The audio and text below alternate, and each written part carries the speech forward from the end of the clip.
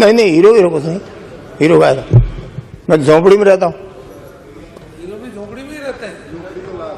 अब झोपड़ी में रहता हूँ इसलिए हीरो का है का, और नाम मेरा दगारा में तो हीरो नाम तो नहीं है। इसलिए ना कर दो, केवल आप सलाह देने में नहीं चूकते। और एक बात और आप पढ़ते हो, भारत सरकार के हैं सब, भारत सरकार के हैं सब। हम कहते हैं हम भारत में, मैं दावे के साथ कहता हूँ कि राजस्थान भारत का एक अभिन्न अंग है और राजस्थान का हक है। 28 मांग संख्या 41 मांग संख्या 33 के संबंध में ऊपर विचार रखूंगा। पक्ष में, पूर्णतया पक्ष में, बहुत जोरदार शब्दों में पक्ष में बोलूंगा।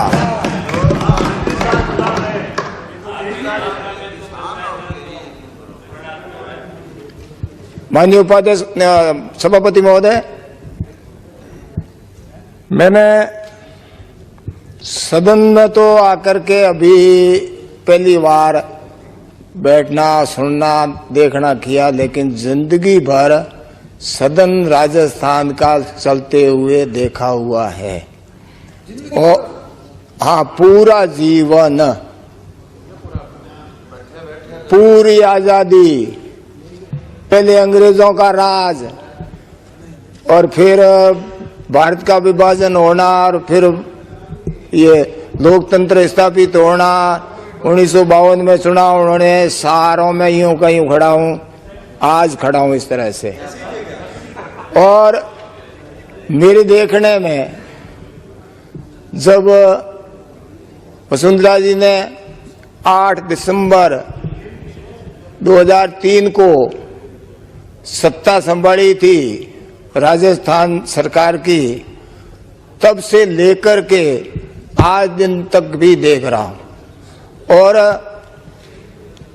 मैं दावे के साथ, मैं विश्वास के साथ, मैं ईमानदारी से, सच्चाई से कह रहा हूं कि इस प्रकार का वित्तीय प्रबंधन आज तक नहीं देखा गया, इस तरह की विकास की गंगा बहते नहीं देखी गई, इस तरह के मन से सबका भलाई, सबकी भलाई करना और शुद्ध लेना, हर तबके का, हर वर्ग का, हर योजना का, और जो जिसमें कमी है उनको दूर करने का, ऐसा पहले नहीं देखा है। ये मैं बिल्कुल सत्य कह रहा हूं और आत्मा से कह रहा हूं। अब बातें आती है 5 साल तक कुछ भी नहीं किया।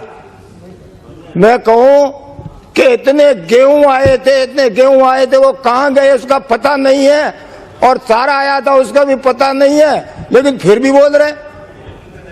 एक नौकरी नहीं लगाई, एक नौकरी नहीं लगाई, और सलाह दे रहे इतने नौकर रख दो, सारी जगहें भर दो, बैकलॉग बंद कर दो, फलाना कर दो।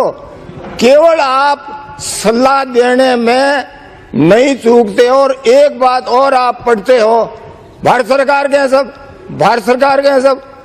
हम कहते हैं हम भारत में, मैं दावे के साथ कहता हूं कि राजस्थान भारत का एक अभिन्न अंग है और राजस्थान का हक है, संवैधानिक हक है कि जो भी भारत की निधि है उस निधि में से अपने आप यहाँ पर राजस्थान का हक आना चाहिए, जो नहीं आया, बहुत से महीने में नहीं आया है। बड़ा अफसोस है मुझे कि राजीव गांधी विद्युतीकरण, ग्रामीण विद्युतीकरण, उसकी राशि 5 साल में बाड़मेर जिले की 98 करोड़ रुपए, और बार बार क्या कहते हैं, अब आ रही, अब आ रही, अब आ रही। मैं कह रहा हूं कि इस प्रकार का गरीब जनता के साथ में धोखा क्या हो सकता है। नौकरी एक नहीं लगाई और वादा किया था, अब बताते हैं मैनिफेस्टो में क्या लिखा है, फलाना क्या लिखा है। आपका मैनिफेस्टो नौकरियां लगाने का था और आपने रोक जरूर लगाई है, उसको नौकरी मानते हो तो मान लो, रोक। और फिर भी आप हिम्मत के साथ कह रहे हो कि आप नहीं रहोगे, फलाना नहीं रहेगा। कौन रहेगा, कौन जाएगा, वो आपके हाथ में, न हमारे हाथ में, किसी हाथ में नहीं। प्रकृति के हाथ में, ऊपर वाले के हाथ में। ब्याई जी को कहो, ब्याई जी कौन से एकले बोलते हैं? सभी बोलते हैं। या मैं कौन सा एकला बोलता हूँ? सभी बोलते हैं। मैं तो आज ही इस पूरे आज तक जो सदन चला उसमें आज ही बोला हूँ। मेरे को आज ही तगाराम बोलेगा। 50 साल में नहीं, इस सदन में, अभी इस सेशन में, बजट सेशन में है। नहीं, हीरो कुछ नहीं। हीरो का है, मैं झोपड़ी में रहता हूँ। हीरो भी झोपड़ी में रहते हैं। अब झोपड़ी में रहता हूँ इसलिए हीरो का है का, और नाम मेरा तगाराम है तो हीरो नाम तो नहीं है। इसलिए फिर मैं तो दावे के साथ कहता हूँ, मुझे बहुत याद है, अच्छी तरह से याद है कि स्वर्गीय राजीव जी गांधी, जिन्होंने लाल किले की प्राचीर से कहा था कि 1 रुपया भेजता हूं और 15 पैसे जमीन पर दिखते हैं। ये बिल्कुल श्रवणों से देखा, कानों से सुना और जीवित हूं। फिर उसके बाद में ये कहना भ्रष्टाचार है, भ्रष्ट है, ये वो है। मैं तो भ्रष्टाचार का नाम भी आज इस उत्तर में ले रहा हूं, बाकी तो मैं तो कभी नहीं लेता। मैं तो कोई ईमानदारी का लेता हूं, न भ्रष्टाचार का लेता।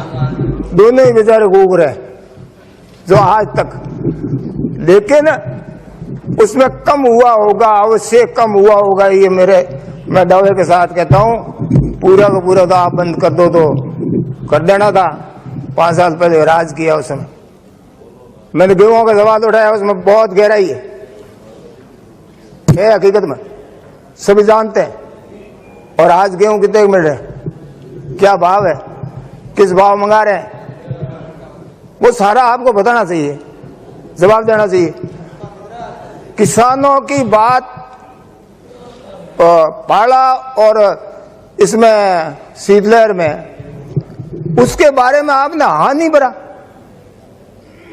कि सीआरएफ में बदलाव लाए।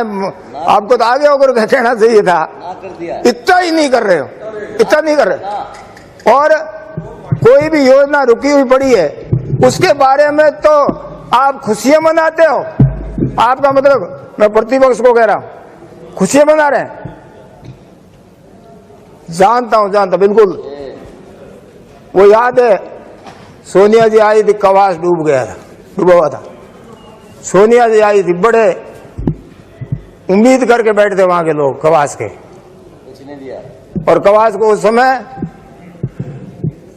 अब नाम लेकर के नहीं कहूंगा, लेकिन वहां लेकर के आए थे। वो कवास के बिल्कुल ऐसे ही तेजी थे जिसका कोई ठिकाना नहीं। और मैं बीमार था उस समय और बाड़मेर में सोया हुआ था। फिर मैंने टीवी देखी, मैंने कहा आज सोनिया जी आए हैं, पता नहीं इतनी इस प्रकार की जो त्रासदी हुई है, जनहानि, पशुहानि, खेत सारे बह गए, फसलें बह गई, घर बह गए, घर डूब गए, डूबे हुए पड़े थे, उनका कोई ठिकाना नहीं था। धोरों पर लोग बैठे थे, उनके आंसू पूछने आए थे, सिर्फ आंसू। और टीवी में देखा तो एक रुपया भी कहीं दिया हो तो बता दे माननीय प्रतिपक्ष के सभी सज्जन, कहता तो दिया था। और फिर क्या हल्ला मचाया, कुछ नहीं किया। राजस्थान सरकार कुछ नहीं कर रही है। और इस बाड़े में भी अभी पूरा सदन देखा मैंने, बाड़े के लिए भी कुछ नहीं करी। कर रहे हैं, थोड़ा कर रहे हो, और करो। आप सुन नहीं रहे हो या कान आपके सुनवाई नहीं दे रहे। जब वसुंधरा जी ने कभी भी ये नहीं कहा कि पैसा नहीं है, हम नहीं करेंगे, हम करेंगे। वसुंधरा जी तो और करेगी, लेकिन आपको हां भर लेना चाहिए था। हां तक भरना स्वीकार नहीं है। और एकदम एक कहावत कह दूं कि किसी मेरे जैसे को पूछा जमीन का अध-बीज कहाँ है, तो उसने एक जेई रोपी थी और जेई रोप कर कह दिया कि यहाँ पर है। वो करके आप बैठ गए पूरे सदन में। मैं तो वसुंधरा जी के एक बजट नहीं, ये 5वां बजट है, 5 बजटों की बुरी बुरी प्रशंसा तो क्या, मैं तो कहता हूं जितनी प्रशंसा की जाए उतनी ही कम है। और धन्य हो वसुंधरा जी ने, जिन्होंने इस प्रकार का वित्तीय प्रबंधन और विकास की गंगा बहा करके सभी की सुध लिए। भगवान करे वर्षों तक राज करे और करती जाए, ये मेरी शुभकामना है। मेरे को आपने बोलने का समय दिया, इसके लिए बहुत बहुत धन्यवाद।